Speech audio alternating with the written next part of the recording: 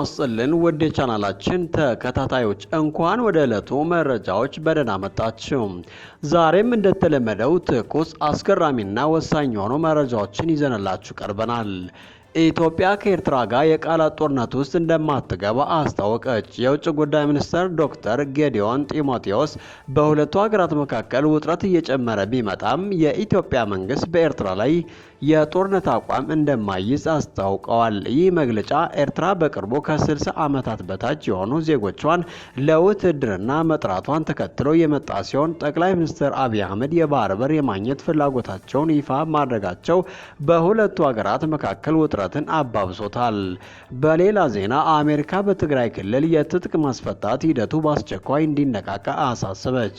በኢትዮጵያ የአሜሪካ አምባሳደር ኤርቪን ማሲንጋ የትጥቅ ማስፈታትና የቀድሞ ታጋዮችን የማቋቋም ስራዎችን ለማፋጠን የፕሪቶሪያ የሰላም ስምምነት በአስቸኳይ እንዲነቃቃ የሚያስችሉ መንገዶችን መፈለግ እንደሚያስፈልግ አሳሰቡም።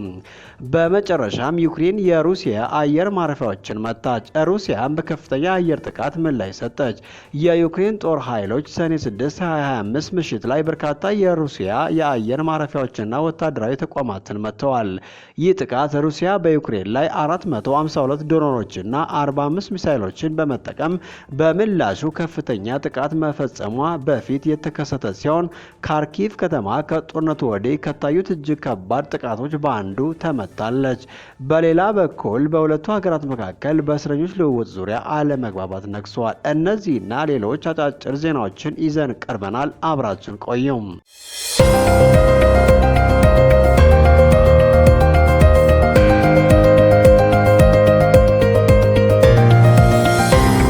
ኤርትራ ጋር የቃላት ጦርነት አንጀምርም አሉ የውጭ ጉዳይ ሚኒስትሩ።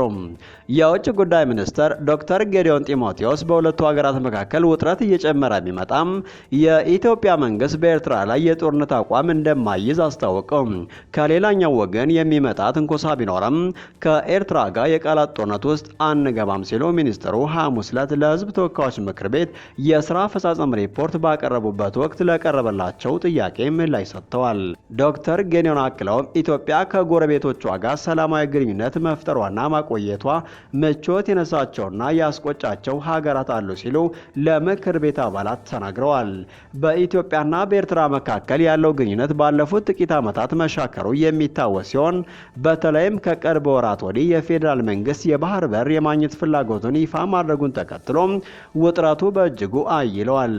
ጠቅላይ ሚኒስትር አብይ አህመድ አስተዳደር ሁሉንም አማራጮች እየተመለከተ መሆኑን መግለጹም ኤርትራን ጨምሮ ከጎረቤት ሀገራት ጋር ግጭት ሊፈጠር ይችላል የሚል ስጋት ፈጥሯል።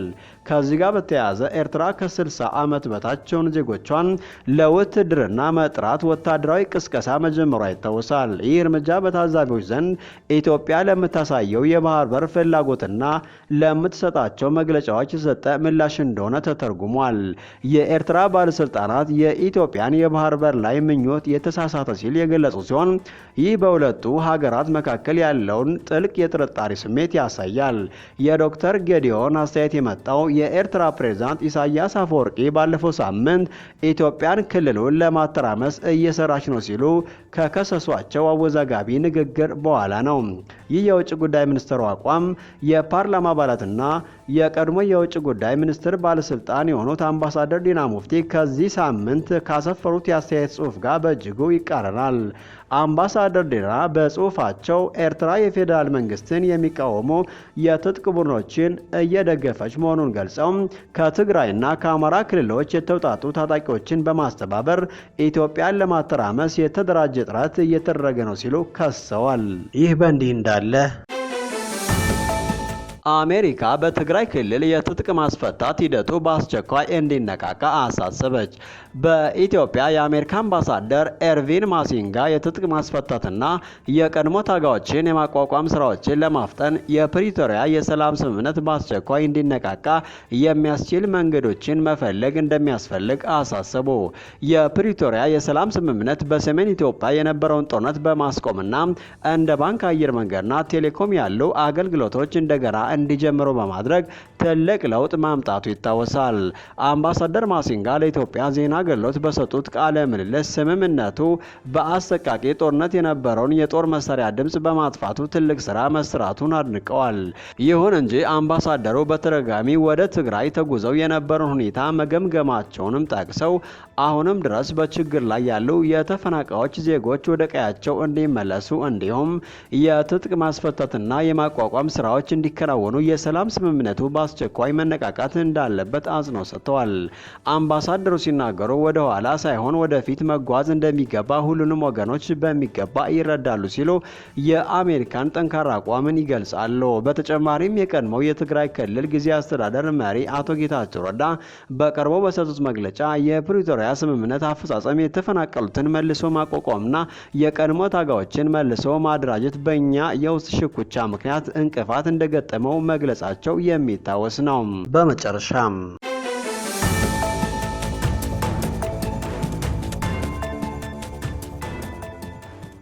ዩክሬን የሩሲያ አየር ማረፊያዎችን በቅድሚያ ጥቃት መታች።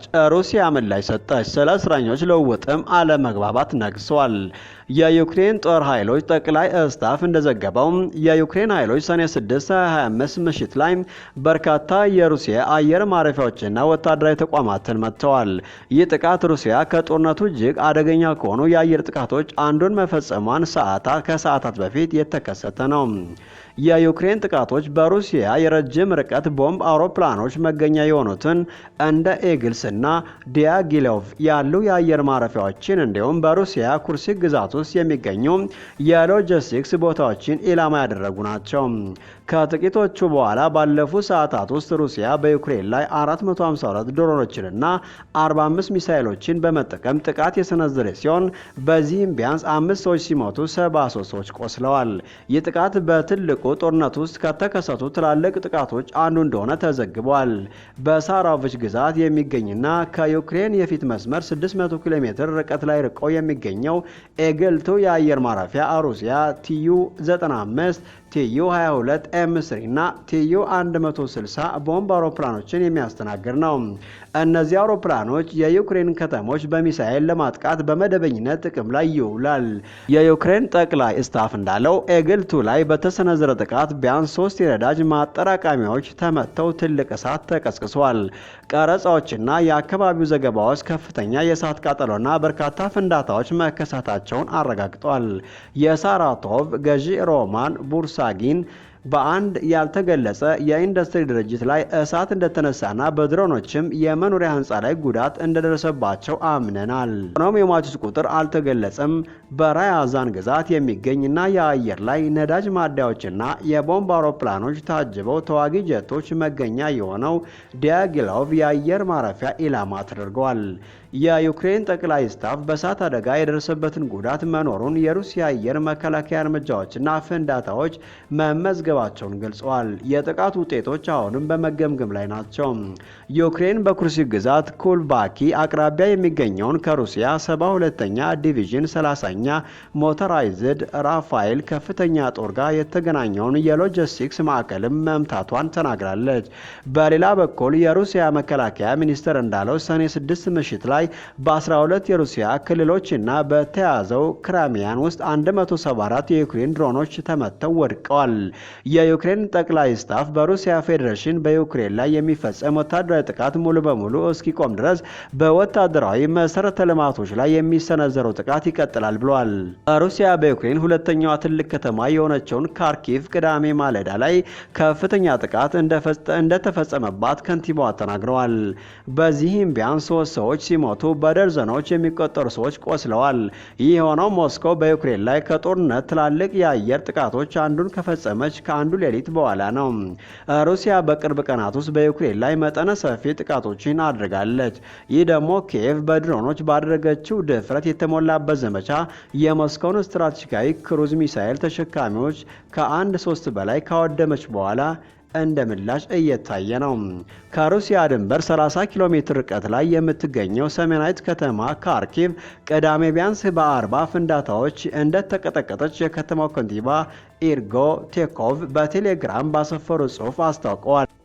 ይህ በሰላማዊ ካርኪቭ ላይ የተፈጸመ ግልጽ ሽብር ነው ሲሉ አክለዋል።